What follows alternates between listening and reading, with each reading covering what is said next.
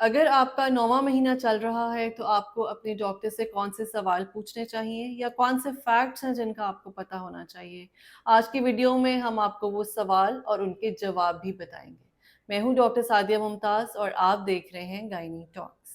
मैंने ये देखा है कि अक्सर जब भी पेशेंट घर पे होते हैं तो उनके ज़हन में बहुत सारे सवाल होते हैं, लेकिन जब वो डॉक्टर के पास जाती हैं तो वो कुछ सवाल करना भूल जाती हैं और घर जाके बल्कि मेरे कमेंट्स में कई दफ़ा मुझे ये बताया जाता है कि मैं आज अपनी डॉक्टर के पास विज़िट पे गई थी, लेकिन मैं ये उनसे पूछना भूल गई, तो प्लीज़ आप मुझे इसका जवाब दे दें।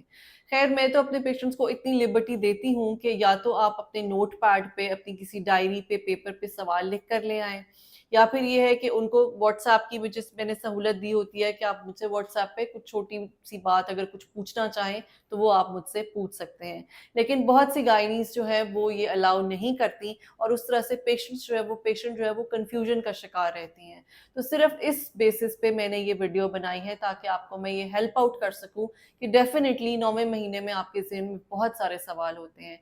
तो इसमें सबसे पहला सवाल होता है कि क्या मेरी डिलीवरी नॉर्मल होगी या ऑपरेशन होगा। इस सवाल का जवाब ये है कि डिपेंड करता है बहुत ज़्यादा आपके एक तो डॉपलर अल्ट्रासाउंड पे जो हम 37-38 वीक्स के दरमियान कराते हैं। आपका 9वां महीना 35 हफ्ते कंप्लीट होने के बाद शुरू होता है और उसके बाद हम 37-38 हफ्ते में एक डॉपलर स्कैन कराते हैं, जिसमें बहुत ही डिटेल से वो स्कैन होता है और इस पे मैं एक वीडियो भी कर चुकी हूँ कि आपके स्कैन से आप कैसे असेस कर सकते हैं कि आपकी डिलीवरी आया नॉर्मल होगी या सी सेक्शन होगा। लेकिन फिर भी इसमें मैं आपको थोड़ा-सा डिटेल में बता देती हूँ कि अगर आपका बच्चा सीधा है, अगर बच्चे का पानी ठीक है, आंवल ऊपर है, उसको ऑक्सीजन की सप्लाई नॉर्मल जा रही है, तो ये कुछ इंडिकेटर्स हैं। अगर प्लेसेंटा जो है मैच्योर नहीं हुआ, तो ये कुछ इंडिकेटर्स हैं जो कि आपको नॉर्मल डिलीवरी की तरफ लेकर जाते हैं। लेकिन मेरी एक बात प्लीज़ याद रखिएगा कि जब तक आपका बच्चा डिलीवर होके डॉक्टर के हाथ में नहीं आ जाता, हम आपको 100% गारंटी से नहीं बता सकते। उसकी वजह ये है कि स्कैन पे तो सब कुछ ठीक था। मुझे कई दफ़ा ये पेशेंट्स भी ये जवाब दे के ये कहती हैं कि हमारा अल्ट्रासाउंड बिल्कुल ठीक था, बल्कि जिन लोगों ने ये कमेंट भी किया है, उनके लिए भी ये जवाब है कि हमारा अल्ट्रासाउंड आखिर तक बिल्कुल ठीक रहा, हमारा बच्चा बिल्कुल ठीक रहा और डॉक्टर ने ऑपरेट कर दिया।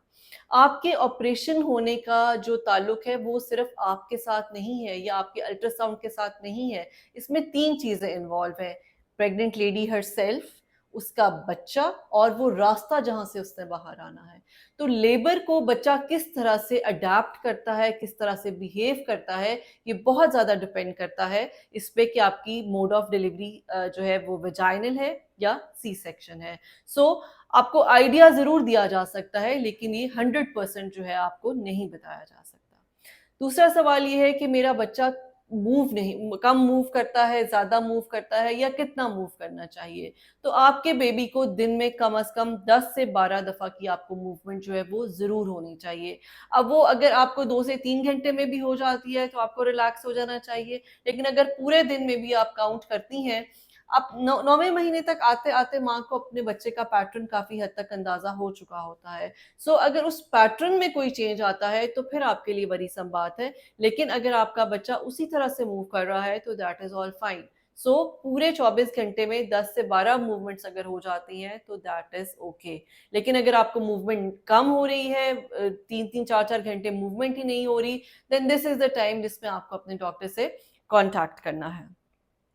वेजाइनल डिस्चार्ज पूछा जाता है, अगर तो आपके वेजाइनल डिस्चार्ज में स्मेल नहीं है, अगर उससे आपको ख़ारिश नहीं हो रही, तो इसका मतलब है कि आपका डिस्चार्ज जो है नॉर्मल वेजाइनल डिस्चार्ज है, जो नियर टू लेबर जो है वो ज़रा ज़्यादा हो जाता है।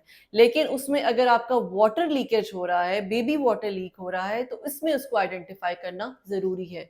और उसमें ये होता है बेबी वाटर में और दूसरे डिस्चार्ज में ये डिफ़रेंस होता है कि बेबी वाटर बहुत पतला होता है, वो बिल्कुल पानी की तरह होता है। वो बहना शुरू करता है, यहाँ तक कि आपके लेग्स के थ्रू होते आपके पाँव तक चला जाता है। इसमें हम पेशेंट से यही सवाल करते हैं कि क्या आपको पानी जो आया है वो ऐसा आया है जो आपकी पाँव तक चला गया? तो this is one of the indicators कि वो बेबी वाटर था।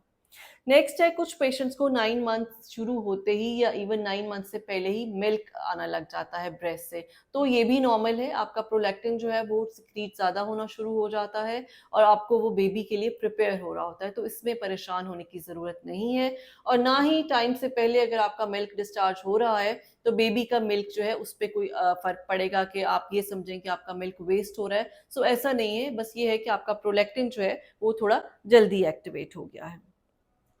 स्लीपिंग पोजीशन पूछी जाती है कि मुझसे मैं किस तरह से लेटूं, तो उसमें यह है कि आप कोशिश करें ज़्यादातर लेफ्ट साइड की करवट लेकर लेटें, बिकॉज अगर आप सीधा लेटते हैं तो आपका जो यूट्रस है, क्योंकि वो अब इस वक्त साइज में बड़ा हो चुका है, वो आपके हार्ट पे प्रेशर डालता है, आपके बड़े वेसल्स पे प्रेशर डालता है, जिससे फिर आपके बच्चे को ब्लड सप्लाई कम जाती है। दूसरा, आपको एसिडिटी होने के चांसेस भी ज़्यादा हैं, तो अगर आप लेफ्ट पे करवट पे लेटेंगी तो उससे आपके एसिडिटी के चांसेस भी बहुत कम हो जाते हैं।